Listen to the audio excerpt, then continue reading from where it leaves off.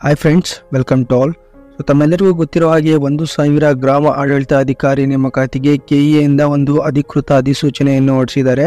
So ಈ ಒಂದು ಹುದ್ದೆಯ ಒಂದು ಆಯ್ಕೆ ಪ್ರಕ್ರಿಯೆ ಹೇಗಿರುತ್ತೆ, ಅದೇ ರೀತಿ ಒಂದು ಪರೀಕ್ಷಾ ವಿಧಾನ ಹೇಗಿರುತ್ತೆ, ಹಾಗೆ ಒಂದು ಪಠ್ಯಕ್ರಮ ಕೂಡ ಯಾವ ಥರ ಇರುತ್ತೆ, ಎಷ್ಟು ಪತ್ರಿಕೆಗಳನ್ನು ನಾವು ಬರಿಬೇಕಾದ್ರೆ, ಕನ್ನಡ ಕಡ್ಡಾಯವಾಗಿ ಬರಿಬೇಕಾ ಇಲ್ವಾ ಅನ್ನೋದ್ರ ಬಗ್ಗೆ ಸಂಪೂರ್ಣವಾದ ಮಾಹಿತಿಯನ್ನು ಈ ಒಂದು ವಿಡಿಯೋದಲ್ಲಿ ಒಂದು ತಿಳಿಸೋ ಪ್ರಯತ್ನ ಪಡ್ತಾ ಇದ್ದೀನಿ. ಅದೇ ರೀತಿ ನೀವೇನಾದರೂ ಮೊದಲನೇ ಬಾರಿ ನಮ್ಮ ಚಾನಲ್ಗೆ ಭೇಟಿ ನೀಡಿದರೆ ದಯವಿಟ್ಟು ಚಾನಲ್ನ ಸಬ್ಸ್ಕ್ರೈಬ್ ಮಾಡ್ಕೊಳ್ಳಿ, ಲೈಕ್ ಮಾಡಿ, ಶೇರ್ ಮಾಡಿ, ಹಾಗೆ ಬೆಲ್ಲೈಕನ್ ಕೂಡ ಪ್ರೆಸ್ ಮಾಡಿ. ಸೊ ಲೇಟೆಸ್ಟ್ ಜಾಬ್ ಅಪ್ಡೇಟ್ಸ್ಗಳು ಏನೇ ಇದ್ರೂ ಅದು ನಿಮಗೆ ಬೇಗ ರೀಚ್ ಆಗುತ್ತೆ. ಸೊ ಫ್ರೆಂಡ್ಸ್, ಬನ್ನಿ ವಿಡಿಯೋನ ಸ್ಟಾರ್ಟ್ ಮಾಡೋಣ. ಸೊ ನೋಡಿ ಫ್ರೆಂಡ್ಸ್, 1,000 ಗ್ರಾಮ ಆಡಳಿತ ಅಧಿಕಾರಿ ನೇಮಕ. ಸೊ ಆಯ್ಕೆ ಪ್ರಕ್ರಿಯೆ, ಪರೀಕ್ಷೆ ವಿಧಾನ, ಸೊ ಯಾವ ಥರ ಒಂದು ಪ್ರೋಸೆಸ್ ಹೇಗಿರುತ್ತೆ ಅನ್ನೋದ್ರ ಬಗ್ಗೆ ತಿಳಿಸ್ಕೊಡ್ತಾ ಇದ್ದೀನಿ. ಸೊ ಅದೇ ನೋಡಿ ಫ್ರೆಂಡ್ಸ್, ಕರ್ನಾಟಕ ರಾಜ್ಯದ ಕಂದಾಯ ಇಲಾಖೆಯಡಿ ಈ ಹಿಂದೆ ಕರೆಯಲಾಗುತ್ತಿದ್ದ ಗ್ರಾಮ ಲೆಕ್ಕಿಗ ಹುದ್ದೆಗಳನ್ನು ಈಗ ಗ್ರಾಮ ಆಡಳಿತ ಅಧಿಕಾರಿ ಎಂದು ಕರೆಯಲಾಗುತ್ತದೆ. ಅಂದರೆ ಅರ್ಲಿಯರು ಇದನ್ನ ಗ್ರಾಮ ಲೆಕ್ಕಿಗ ಹುದ್ದೆ ಅಂತ ನಾವು ಕರಿತಾ ಇದ್ವಿ. ಸೊ ಈಗ ಒಂದು ಗ್ರಾಮ ಆಡಳಿತ ಅಧಿಕಾರಿ ಎಂದು ಕರಿತಾ ಇದ್ದಾರೆ. ಒಂದು ಹುದ್ದೆಯ ಹೆಸರನ್ನು ಪರಿಷ್ಕೃತಗೊಳಿಸಿದ್ದಾರೆ. ಓಕೆ, ಸೊ ಹಾಗೆ ಈ ಮೊದಲು ಸದರಿ ಹುದ್ದೆಗಳನ್ನು ಆಯಾ ಜಿಲ್ಲಾಧಿಕಾರಿಗಳ ನೇತೃತ್ವದಲ್ಲಿ ದ್ವಿತೀಯ PUC ಅಂಕಗಳ ಆಧಾರದಲ್ಲಿ ಮೆರಿಟ್ ಲಿಸ್ಟ್ ಸಿದ್ಧಪಡಿಸಿ ಮೂಲ ದಾಖಲೆಗಳ ಪರಿಶೀಲನೆ ನಡೆಸಿ ಮೀಸಲಾತಿ ಪ್ರಕಾರ ನೇಮಕ ಮಾಡಲಾಗುತ್ತಿತ್ತು.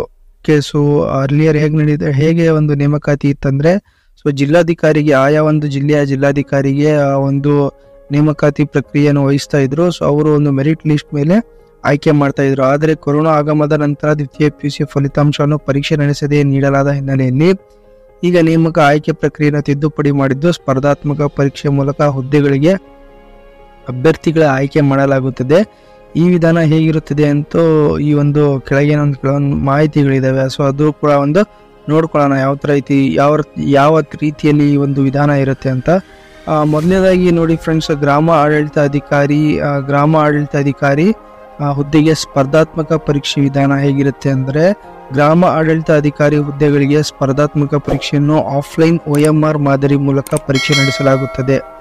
ಅಂದರೆ ಈ ಹಿಂದೆ ಏನು ನೀವು FDSD ಎಕ್ಸಾಮ್ನ ಆಫ್ಲೈನ್ OMR ಶೀಟಲ್ಲಿ ಹೇಗೆ ನೀವು ಟಿಕ್ ಮಾಡ್ತಾ ಇದ್ರು, ಸೊ ಅದೇ ರೀತಿಯಲ್ಲಿ ಒಂದು ಗ್ರಾಮ ಲೆಕ್ಕಾಧಿಕಾರಿ ಹುದ್ದೆ ಕೂಡ ಒಂದು ಎಕ್ಸಾಮ್ನ ಕಂಡಕ್ಟ್ ಮಾಡ್ತಾರೆ. ಸೊ ರಾಜ್ಯದಲ್ಲಿ ಎಲ್ಲ ಜಿಲ್ಲಾ ಕೇಂದ್ರಗಳಲ್ಲಿ ನಡೆಸಲಾಗುತ್ತದೆ. ವ್ಯಕ್ತಿಗಳಿಗೆ ಪರೀಕ್ಷೆಯ ಪ್ರವೇಶ ಪತ್ರವನ್ನು ಪ್ರಾಧಿಕಾರ ವೆಬ್ಸೈಟ್ನಿಂದ ಡೌನ್ಲೋಡ್ ಮಾಡಿಕೊಳ್ಳಲು ಪ್ರಕಟಣೆ ಮೂಲಕ ತಿಳಿಸಲಾಗುವುದು. ಸೊ ಇದರ ಜೊತೆಗೆ ಒಂದು ಸರ್ಕಾರಿ ಗುರುತಿನ ಚೀಟಿ ಸಹ ತೆಗೆದುಕೊಂಡು ಪರೀಕ್ಷೆಗೆ ಹಾಜರಾಗಬೇಕಾಗ್ತದೆ. ಓಕೆ, ಸೊ ಈ ಥರ ಒಂದು ಪ್ರೋಸೆಸ್ ಒಂದು ನಡೆಯುತ್ತೆ. Okay, so download hall ticket ಬಿಡ್ತಾರೆ OMR ಶೀಟಲ್ಲಿ. ಒಂದು ಏನು FDSD ಎಕ್ಸಾಮ್ ಬರ್ತಿದ್ರೆ ಆ ಥರ ಒಂದು ಎಕ್ಸಾಮ್ನ ಕಂಡಕ್ಟ್ ಮಾಡ್ತಾರೆ. ಸೊ ಫ್ರೆಂಡ್ಸ್, ಹಾಗೆ ಮುಂದೆ ನೋಡೋದಾದರೆ, ಸೊ ಹಾಗೆ ಪರೀಕ್ಷೆಯಲ್ಲಿ ಯಾವೆಲ್ಲ ಪತ್ರಿಕೆಗಳು ಇರಲಿವೆ, ಎಷ್ಟು ಅಂಕಗಳಿವೆ ಇರಲಿವೆ ಎಂದು ಕೆಳಗಿನಂತೆ ತಿಳಿಸಲಾಗ್ತಿದೆ. ಸೊ ಗ್ರಾಮ ಆಡಳಿತ ಅಧಿಕಾರಿ ಲಿಖಿತ ಪರೀಕ್ಷೆಯ ಪತ್ರಿಕೆಗಳು ಎಷ್ಟಿರ್ತಾವೆ ಅಂದರೆ, ಕನ್ನಡ ಭಾಷಾ ಪರೀಕ್ಷೆ ಒಂದಿರುತ್ತೆ. ಸೊ ಇಲ್ಲಿ ನೋಡ್ಬೋದು, ಕನ್ನಡ ಭಾಷಾ ಪರೀಕ್ಷೆ 150 ಅಂಕಗಳಿಗೆ ಎಲ್ಲರಿಗೂ ಕಡ್ಡಾಯವಾಗಿರೋದಿಲ್ಲ. ಅಂದರೆ KPSCನಲ್ಲಿ ಕಂಪಲ್ಸರಿ ಕನ್ನಡ ಎಕ್ಸಾಮ್ಸ್ನ ತಗೋಬೇಕಾಗ್ತದೆ, ಬಟ್ ಇಲ್ಲಿ ಕಂಪಲ್ಸರಿ ಕನ್ನಡ ಎಕ್ಸಾಮ್ಸ್ ಇರೋದಿಲ್ಲ. ಸೊ ಹಾಗಾಗಿ ಇಲ್ಲಿ ನೀವು SLC ಅಥವಾ PUCನಲ್ಲಿ ಫಸ್ಟ್ ಲ್ಯಾಂಗ್ವೇಜ್ ಅಥವಾ ಸೆಕೆಂಡ್ ಲ್ಯಾಂಗ್ವೇಜ್ ಕನ್ನಡ ಓದಿದರೆ, ಸೊ ಇಲ್ಲಿ ಕನ್ನಡ ಭಾಷಾ ಪರೀಕ್ಷೆ ಎಕ್ಸಾಮ್ಷನ್ ಸಿಗುತ್ತೆ. ಓಕೆ, ಸೊ ಇಲ್ಲಿ ಕನ್ನಡ ಕಂಪಲ್ಸರಿ ಬರೆಯೋ ಅವಶ್ಯಕತೆ ಇರೋದಿಲ್ಲ. ಹಾಗೆ ಸಾಮಾನ್ಯ ಜ್ಞಾನ ಪತ್ರಿಕೆ ಒಂದಿರುತ್ತೆ. ಸಾಮಾನ್ಯ ಕನ್ನಡ, ಇಂಗ್ಲೀಷ್, ಕಂಪ್ಯೂಟರ್ ಜ್ಞಾನ ಕುರಿತು ಒಂದು ಪತ್ರಿಕೆ ಇರುತ್ತೆ. 2 ಪತ್ರಿಕೆಗಳನ್ನು ಬರೀಬೇಕಾಗ್ತದೆ. ಸೊ ಕನ್ನಡ ಭಾಷಾ ಪರೀಕ್ಷೆ ಕುರಿತು ನೋಡಿ, ಕನ್ನಡ ಭಾಷಾ ಪರೀಕ್ಷೆ ಬಹು ಆಯ್ಕೆ ಮಾದರಿ ಪತ್ರಿಕೆ ಗರಿಷ್ಠ 150 ಅಂಕಗಳು ಒಳಗೊಂಡಿರುತ್ತದೆ. ಸೊ ಈ ಪತ್ರಿಕೆಯಲ್ಲಿ ಪಾಸಾಗಲು 50 ಅಂಕ ಮಸ್ಟ್ ಆ್ಯಂಡ್ ಶುಡ್ ತಗೊಳ್ಳೇಬೇಕು. ಸೊ ಪರೀಕ್ಷೆಯಲ್ಲಿ ಎಲ್ಲರೂ ಬರೆಯುವ ಅವಶ್ಯಕತೆ ಇಲ್ಲ. SSLC, PUC ಅಥವಾ ಕನ್ನಡ ಪ್ರಥಮ ಅಥವಾ ದ್ವಿತೀಯ ಭಾಷೆಯಾಗಿ ಓದದ ಅಭ್ಯರ್ಥಿಗಳು ಮಾತ್ರ. ಸೊ ಯಾರು ಕನ್ನಡ ಓದಿಲ್ಲ first language and second language ಆಗಿ SLC ಆ್ಯಂಡ್ PUCನಲ್ಲಿ ಅವರಿಗೆ ಮಾತ್ರ ಇದೊಂದು ಕಂಪಲ್ಸರಿ ಕನ್ನಡ ಎಕ್ಸಾಮ್ ಇರುತ್ತೆ. ಅದೇ ರೀತಿ ಸಾಮಾನ್ಯ ಜ್ಞಾನ ಪರೀಕ್ಷೆ ಕೂಡ ಇದೆ. ಸಾಮಾನ್ಯ ಜ್ಞಾನ 100 ಅಂಕಗಳಿಗೆ 2 ಗಂಟೆ ಪರೀಕ್ಷೆ ಇರುತ್ತೆ.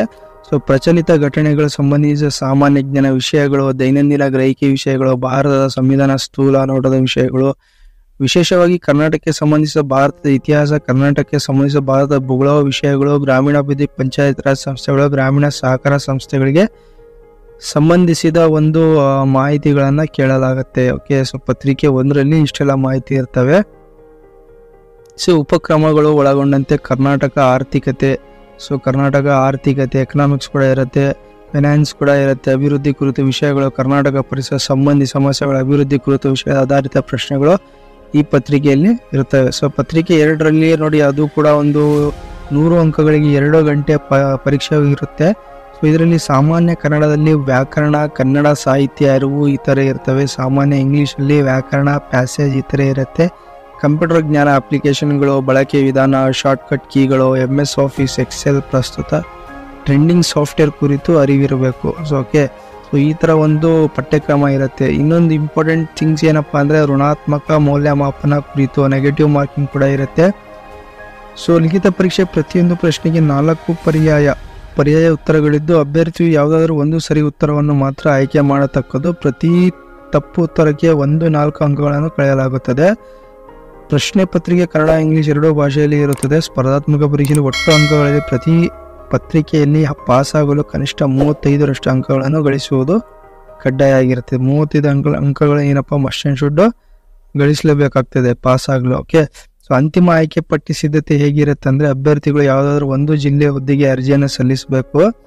ಓನ್ಲಿ 1 ಡಿಸ್ಟಿಕ್ಕಿಂದ ಒಂದು ಅಭ್ಯರ್ಥಿ ಏನು ಮಾಡಬೇಕಂದ್ರೆ ಅರ್ಜಿ ಸಲ್ಲಿಸಬೇಕು. ಸ್ಪರ್ಧಾತ್ಮಕ ಪರೀಕ್ಷೆಯಲ್ಲಿ ಗಳಿಸಿದ ಅಂಕಗಳ ಆಧಾರದಲ್ಲಿ ಜಿಲ್ಲಾವಾರು ಖಾಲಿ ಹುದ್ದೆಗಳಿಗೆ ಅನುಗುಣವಾಗಿ ಮೆರಿಟ್ ಲಿಸ್ಟನ್ನು ತಯಾರಿಸ್ತಾರೆ. ಓಕೆ, ಸೊ ಯಾವ ಒಂದು ಜಿಲ್ಲಾವಾರು ಹುದ್ದೆಗಳಲ್ಲಿ ಎಷ್ಟು ಖಾಲಿ ಇದ್ದಾವೆ ಆ ಒಂದು ಬೇಸ್ ಮೇಲೆ ಒಂದು ಮೆರಿಟ್ ಲಿಸ್ಟ್ನ ತಯಾರಿಸ್ತಾರೆ. ಓಕೆ, ಸೊ ಹಾಗೆ ಮುಂದೆ ನೋಡಿ, ಸೊ ಸಿದ್ಧಪಡಿಸಲಾದ ನಂತರ ಮೂಲ ದಾಖಲೆಗಳನ್ನು ಪರಿಶೀಲಿಸಿ ಒಂದು ಆಯ್ಕೆ ಪಟ್ಟಿಯನ್ನು ಬಿಡುಗಡೆ ಮಾಡ್ತಾರೆ. ಓಕೆ, ಸೊ ಏನೊಂದು ಆಯ್ಕೆ ಪಟ್ಟಿ ಯಾವುದಾಯ್ತಂದರೆ, ಸೊ ನೀವು ಗಳಿಸಿದ ಅಂಕಗಳು ಮತ್ತು ಮೆರಿಟ್ ಲಿಸ್ಟ್ ಬೇಸ್ ಮೇಲೆ ಒಂದು ಪಟ್ಟಿ ತಯಾರಿಸಿ ಆ ಒಂದು ಪಟ್ಟಿಯನ್ನು ದಾಖಲೆ ಪರಿಶೀಲನೆ ನಡೆಸಿ ಒಂದು ಅಂತಿಮ ಆಯ್ಕೆ ಪಟ್ಟಿಯನ್ನು ಏನು ಮಾಡ್ತಾರೆ, ಬಿಡುಗಡೆ ಮಾಡ್ತಾರೆ. ಈ ಥರ ಒಂದು ಆಯ್ಕೆ ಪ್ರಕ್ರಿಯೆ ಇರುತ್ತೆ.